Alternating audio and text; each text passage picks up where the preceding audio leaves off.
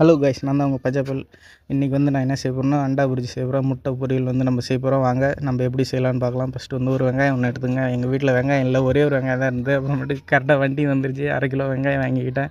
அப்புறம் ஒரே ஒரு கேரட் இருந்து, சரி கேரட்டும் கைவி நல்லா இது பண்ணிக்கிட்டேன். அப்புறம் கொஞ்சோண்டு ஒரு கத்திரிக்காய் இருந்து, கத்திரிக்காய் போட்டுக்கிட்டேன். 2 வந்து வெங்காயம் சீவி வச்சுக்கிட்டாச்சு. ஒரு தக்காளி ஒன்று போட்டுங்க. கோபி இருந்தால் ஒரு 1/4 கிலோ 1/2 கிலோ அளவுக்கு கோபி நீங்கள் எவ்வளோ வேணாலும் சேர்த்துக்கலாம், உடம்புக்கு நல்லது.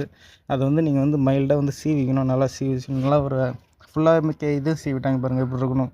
நல்லா கொஞ்சம் சின்ன சீரகம் இருந்தால் சின்ன சீரகம் போட்டுங்க. எண்ணெய் காய்ஞ்ச உடனே அந்த கேரட்டும் நம்ம வந்து சீவிக்கிட்டாச்சு. ஆல்மோஸ்ட் எல்லாமே சீவிட்டு எல்லாம் இப்படி வந்து ஒன்றா போட்டு எல்லாம் பெரட்டிடுங்க. ஒரு பெரட்டு அது கொஞ்சம் தம் போட்டுருங்க. தம் போட்டோடனே கொஞ்சம் இதான மாதிரி அப்புறம் மஞ்சத்தூள், மிளகாத்தூள், உப்பு இதெல்லாம் உங்களுக்கு தெரிஞ்சதை எல்லாமே போடுங்க. பெப்பர் தூள் இல்லை, பட் நீங்கள் பெப்பர் தூள் கூட போட்டுக்கலாம், சூப்பராக இருக்கும்.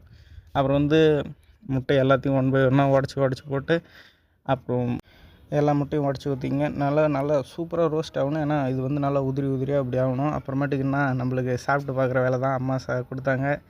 சுட ஒரு வாய் போட்டேன், வேறு லெவலில் இருந்தது கைஸ். சரி கைஸ், நான் வந்து ஜிம்முக்கு போயிட்டு வரேன். பாய். சேனலை மறக்காமல் சப்ஸ்கிரைப் பண்ணுங்கள், லைக் பண்ணிங்க கைஸ். இதேமாரி உங்களுக்கு வீடியோ தொடர்ந்து வந்துட்டு இருந்தால் சப்போர்ட் பண்ணுங்கள் எனக்கு. உங்களுக்கு நான் அடுத்தடுத்த வீடியோ நல்லா சூப்பராக உங்களுக்கு கொடுக்குறதுக்கு நான் ட்ரை பண்ணுறேன். ஓகே கைஸ், பாய்.